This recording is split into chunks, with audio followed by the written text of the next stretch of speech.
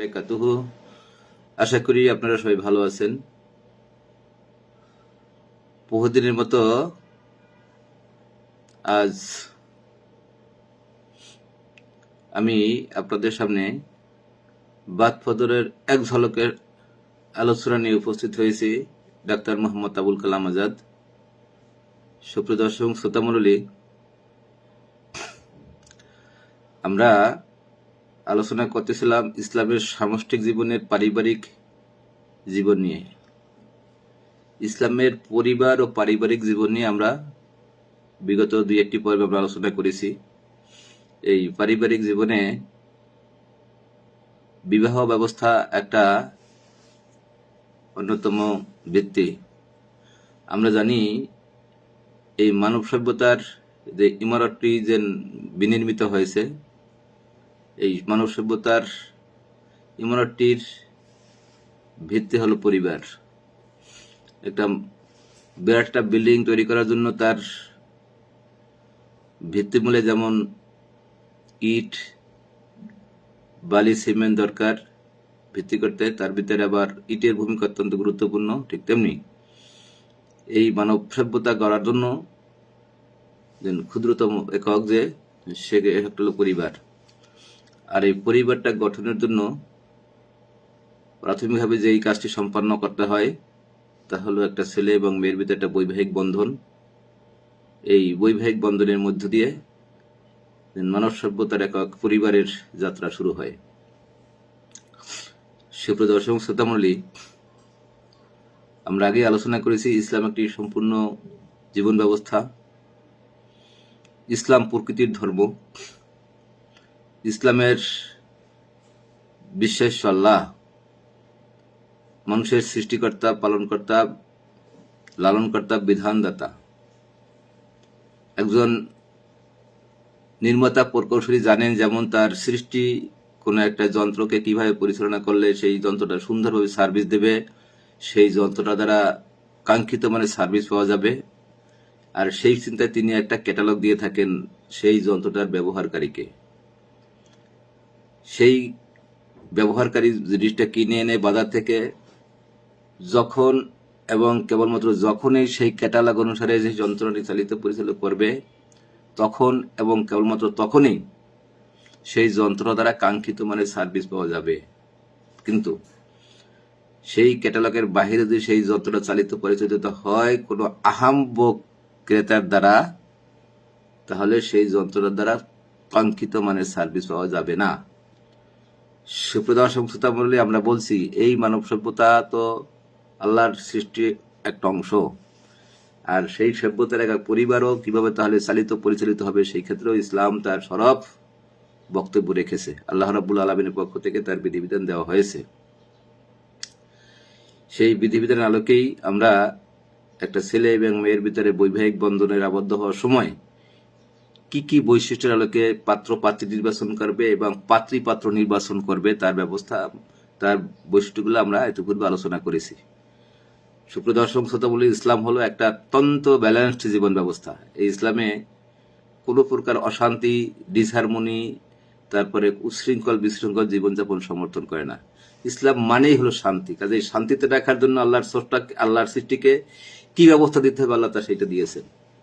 এই জন্য একটা দাম্পত্য জীবনে যাওয়ার আগে একটা ছেলে এবং মেয়েকে সুন্দরভাবে তারা পরস্পর দেখে নেবে, এই দেখা নেওয়ার বৈশিষ্ট্যগুলো আল্লাহ গাইডলাইনকে দেখাই দিয়েছেন। তো আমরা আবারও বলছি, একটা পরিবার গঠন করার পরে একটা ছেলে এবং মেয়ের ভিতরে দাম্পত্য কলহ সৃষ্টি না হোক, তাদের ভিতরে মানে কোনো প্রকার আবার কোনো মানে ঝগড়াঝাটি এমনকি বিচ্ছেদের মতো কোনো ঘটনা না ঘটুক, এই জন্য ইসলাম প্রিভিয়াসলি তার ব্যবস্থা করেছে। আর তার অংশ হিসেবেই পাত্রপাত্রী নির্বাচনের ক্ষেত্রে ছেলে মেয়েকে, মেয়ে ছেলেকে এভাবে পছন্দ করার বিধান দিয়েছে। সুপ্রিয় দর্শক শ্রোতামণ্ডলী, ইসলাম একটা বিশ্বাসের ধর্ম। ইসলামের মূল ভিত্তিতে রয়েছে বিশ্বাস, যাকে বলি ইমান। এ দেখেন, আমরা কিন্তু আল্লাহকে কেউ দেখে বিশ্বাস করি না, অথচ ইসলামে আল্লাহর উপর বিশ্বাসকে ইসলামের মূল ভিত্তি বলা হয়েছে। ইমান আনা আমানতু বিল্লাহি ওয়া মালাইকাতি ওয়া কুতুবিহি ওয়া রুসুলিহি ওয়াল ইয়াউমিল আখির ওয়াল কদরি খাইরিহি ওয়া শাররিহি মিনাল্লাহি তাআলা ওয়াল বাসি বাদাল মাউত। এই যে কয়টি ইমানের বিশ্বাসের বিষয় আছে, এই বিশ্বাসের উপরে বিশ্বাস স্থাপন করেই আমরা ইমান এনেছি, দ্যাট ইজ মুসলমানিত্ব ধারণ করেছি। এই বিশ্বাসের উপরে পরিচালিত হয় ইসলামের জীবন ব্যবস্থা। আর তাই এই বিশ্বাসকে তথাপযুক্তভাবে প্রতিষ্ঠিত করার জন্য কথা এবং কাজকেও সেইভাবে গুরুত্ব দেওয়া হয়েছে। অর্থাৎ ইমান হলো তাই ইসলাম যা বলেছে তার উপরে অন্তরে বিশ্বাস, মুখে স্বীকার এবং তদনুসারে কাজ।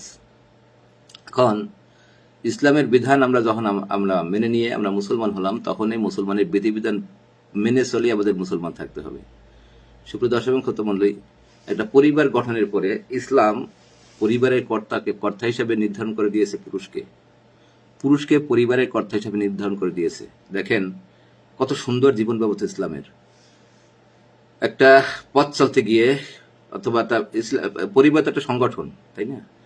কয়েকজন মানুষের একত্রিতভাবে পথ চলাই হলো, একত্রিত হওয়াকেই সংগঠন বলা হয়। একটা সংগঠন যখন সুশৃঙ্খলভাবে পরিচালিত হতে হবে, তখন তাকে একটা নিয়মতান্ত্রিকভাবে চলতে হবে। সেই সংগঠনের নেতা থাকতে হয় এবং সেই সংগঠনের যে সদস্য থাকে তার আনুগত্য করতে হয়। তো পরিবার নামক একক এই সংগঠনটা তৈরি হলো। এই সংগঠনের দুইজন সদস্য নিয়ে যাত্রা শুরু হলো। এই দুজনের ভিতরে একজন নেতা থাকবে। কে নেতা হবে? পরিবারের নেতা হবে। ইসলামের নির্দেশ অনুসারে, ইসলামের জীবন ব্যবস্থা অনুসারে, ইসলামের নির্দেশ অনুসারে এই পরিবারের নেতা হবে স্বামী, পুরুষকে নেতা বানানো হয়েছে। এই জন্য ইসলামের বিধান অনুসারে পুরুষ এই পরিবারটির ভরণ পোষণ দেখভাল করার জন্য যা কিছু দরকার, খাওয়ন পরন, আয় উপার্জন, এই জাতীয় কঠিন কাজের দায়িত্বশীল। এখানে একটা কথা আমাদের মনে রাখা অবশ্যই দরকার, ইসলাম কিন্তু নারীকে বিনা প্রয়োজনে কঠিন কাজের ভারবাহী হওয়ার নির্দেশ দেয় না। এখানে আমি এই কথা বলতে চাচ্ছি, আমাদের সমাজে বর্তমান নারীরা তাদের অধিকারের অংশ হিসাবে স্বীকার করেই নিতে হবে কথাটাকে। তারা চাকরি বাকরি এবং বাহিরের কঠিন কাজে তারা জড়িত হয়ে পড়ে। ইয়েস, ইসলাম বৈজ্ঞানিক জীবন ব্যবস্থা, বিজ্ঞান ভিত্তিক জীবন ব্যবস্থা। যদি কোনো পরিবারের ভরণ পোষণ, খাওয়া দাওয়া, অত্যাবশ্যকীয় প্রয়োজন মেটানোর জন্য যদি না চলে স্বামীর একার ইনকাম দ্বারা, তাহলে সেই ক্ষেত্রে স্ত্রী তার একটা মেয়ে তার পরিবার বান্ধব, নারী বান্ধব পরিবেশে কাজ করার সুযোগ আছে। একই সাথে যদি কোনো পরিবারের স্বামী না থাকে, কোনো কারণে স্বামী পরিবারের কর্তা হিসেবে না থাকে, হয় তার অন্তর্ধানের পরে অথবা অনাকাঙ্ক্ষিত ঘটনা কোনো মেয়ের জীবনে ঘটে, তালাকের মতো বিচ্ছেদ ঘটে, সেই ক্ষেত্রে মেয়েকে তার সংসার চালানোর জন্য বাহিরের হয়তো ইনকামের জন্য তার ব্যবস্থা নিতে হয়। কিন্তু এমনি স্বাভাবিক জীবন চালনার ক্ষেত্রে যতক্ষণ পর্যন্ত স্বামীর একার আয় উপার্জনে সংসার চলে, ততক্ষণ পর্যন্ত একটা মেয়েকে এই ভারবাহী কষ্টের কাজ ইসলাম বর্তায় নাই। সুপ্রিয় দর্শক শ্রোতামণ্ডলী, তাই ইসলাম একজন নারীকে অতি সহজে বেহেশতবাসী হওয়ার মতো সুযোগ করে দিয়েছে। সেই সুযোগগুলো কি? আমরা জানি একজন পুরুষের আয় উপার্জন করতে গিয়ে বাহিরে নানা রকমের পথ মতের অধিকারী হয়। একটা পুরুষের জন্য নানা রকমের কাজের, নানা রকমের পথ পদ্ধতিকে তার অবলম্বন করতে হয়। সেখানে ইসলামের বাধ্যবাধকতা আছে, বিধিবিধান আছে। কিন্তু কথা হলো, একজন নারীকে যেহেতু ইসলামের এই পরিবার পরিচালনার জন্য একটা পুরুষ কর্তৃক বাহির থেকে আয় উপার্জন করে এনে সেই উপার্জিত সম্পত্তি দিয়ে সেই পরিবারটির চালক, পরিচালিকা, পরিবারের ডিরেক্টর হিসেবে তাকে কর্তব্য দায়িত্ব দিয়েছে। কাজেই সেই পরিবারের কর্তৃ হিসাবে তার দেখভাল করা এবং সুষ্ঠু হারমোনিয়াস পরিচালনা করা স্ত্রীর কর্তব্য, পরিবারের সেই স্ত্রীর কর্তব্য। সেই ক্ষেত্রে পরিবারকে ধারণ করে স্ত্রীর জীবনটা বর্তিত হবে, এটাই ইসলামের নির্দেশ। এই ক্ষেত্রে ইসলাম পারিবারিক জীবনকে সুন্দর করে আঁকড়ে ধরার জন্য একজন স্ত্রী যাতে করে উৎসাহিত হয়, এজন্য তার কাজের গণ্ডিকে সীমাবদ্ধ করে দেওয়া হয়েছে। এবং এই সীমাবদ্ধ কাজের মাধ্যমেই একজন নারী বেহেশতে যাওয়ার মতো সুবিধা অর্জন করতে পারে। এখানে বলা হয়েছে সেই সুবিধাগুলো, একজন নারী যদি কেবলমাত্র চারটি কাজ করে সুন্দরভাবে আঞ্জাম দিতে পারে, তাহলে সে বেহেশতে যাওয়ার মতো তার যোগ্যতা অর্জন করতে পারে। সেই কাজটি হলেই সে যদি ইসলামের নির্দেশিত নামাজ সালাত আদায় করে, সে যদি ইসলামের আরোপিত সিয়াম সাধনা করে, নামাজ পড়ে, রোজা রাখে, এবং সে তার চরিত্রকে সংযত রাখে, তার লজ্জাস্থানকে সংযত রাখে, সংরক্ষিত রাখে, হেফাজত করে, এবং যদি সে তার স্বামীর আনুগত্য করে চলে। এই স্বামীর আনুগত্য করে চলা, চরিত্রকে সংরক্ষণ করা, নামাজ পড়া এবং রোজা রাখা, এই চারটি যে কাজ যদি একজন নারী সুচারুরূপে সম্পন্ন করতে পারে আল্লাহর নির্দেশ মতো, ইসলামী জীবন ব্যবস্থার জীবন আচরণ মতো, তাহলে সেই নারী বেহেশতে যাওয়ার জন্য উপযুক্ত বলে ইসলাম ঘোষণা দিয়েছে। সুপ্রিয় দর্শক শ্রোতামণ্ডলী, আমি আগেই বলেছি, আমাদের ইসলাম ধর্মটা হলো বিশ্বাসের উপর নির্ভরশীল।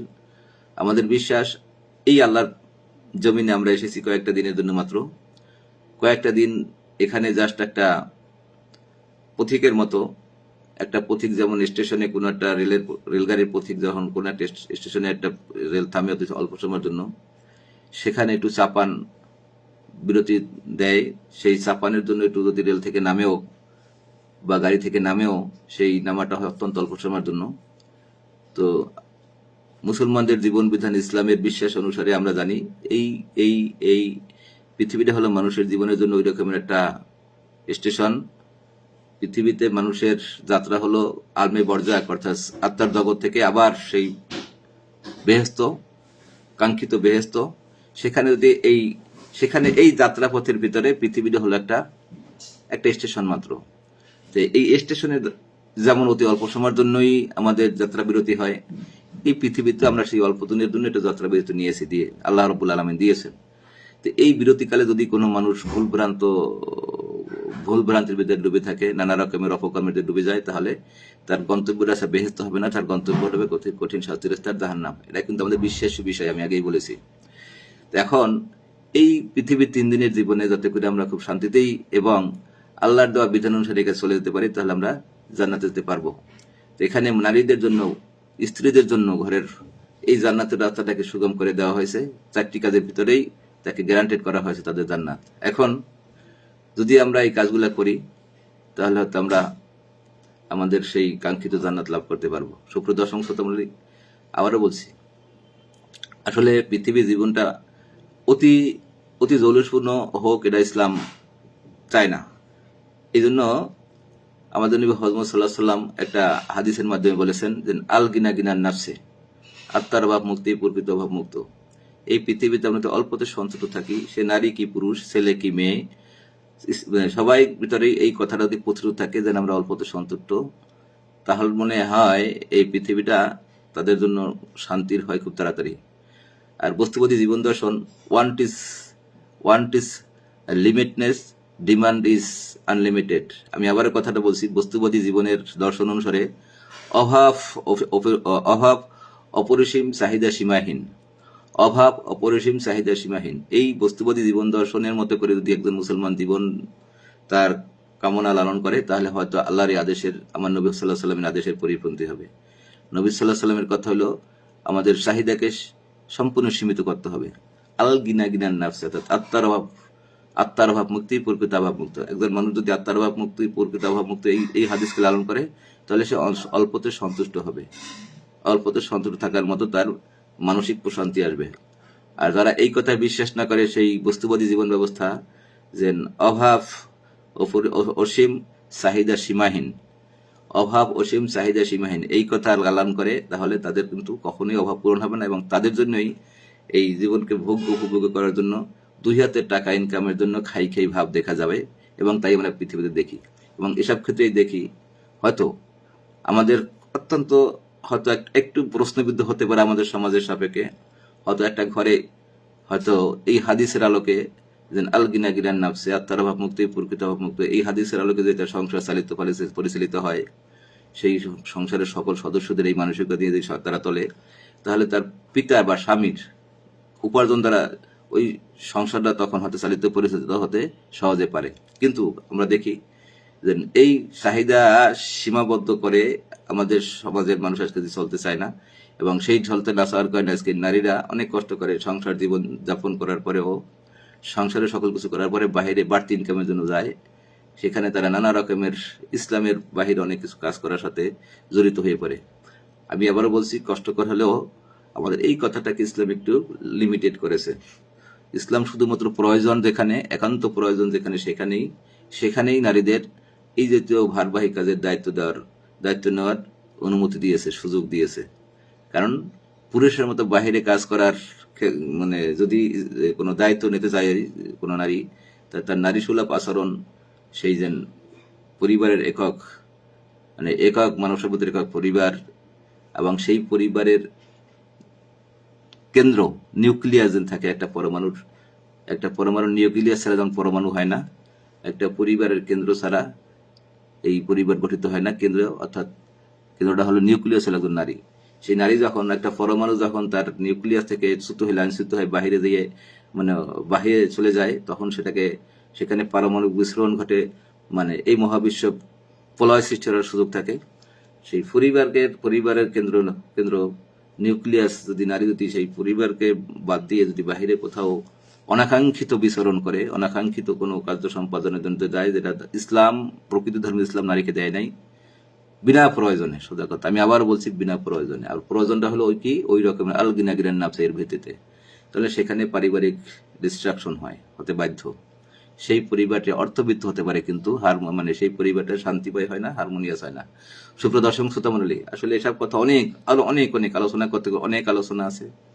আমি এই এক ঝলকের আলোচনার কথা আমি আলোচনা করতে চাই না। তাই আসুন আমরা আমাদের পরিবারটিকে আল গিনাগিনান নাফসে, আত্মার অভাব মুক্তি, প্রকৃত অভাব মুক্ত, আর এই বিশ্বাস লালন করি, এবং একই সাথে want is unlimited, demand is limitless, অভাব অসীম, চাহিদা সীমাহীন, এই কথা থেকে বের করে এনে, আবার বলছি, বস্তুবাদী জীবন দর্শন, চাহিদা সীমাহীন, অভাব অসীম, এই চিন্তা দর্শন থেকে বের করে এনে আমাদের নবী হযরত মুহাম্মদ সাল্লাল্লাহু আলাইহি ওয়াসাল্লাম, আমাদের মুসলমানের নবী হযরত মুহাম্মদ সাল্লাল্লাহু আলাইহি ওয়াসাল্লাম, আমাদের অনুকরণযোগ্য মডেল হযরত মুহাম্মদ সাল্লাল্লাহু আলাইহি ওয়াসাল্লামের যে হাদিস আল গিনাগিনান নাফসে, অর্থাৎ আত্মা অভাব মুক্তি, প্রকৃত অভাব মুক্ত, এইভাবে আমাদের জীবনের চাহিদাকে সংকীর্ণ লিমিটেড করে আনি, তাহলে আমরা আমাদের পরিবারের এমনকি অল্প আয়েও আমরা সন্তুষ্টির সাথে জীবনযাপন করতে পারবো, শান্তিতে জীবনযাপন করতে পারবো। আমাদের এই চিন্তা দর্শন লালন কোরআন তৌফিক দান করুক। পারিবারিক জীবনে আমাদের আল্লাহ রাব্বুল আলামিনের কাছে এই তৌফিক দান করে প্রত্যাশা করে আজকের আমি এক ঝলকের আলোচনা এখানে শেষ করছি। আল্লাহ হাফেজ। আসসালামু আলাইকুম ওয়া রাহমাতুল্লাহি ওয়া বারাকাতুহু।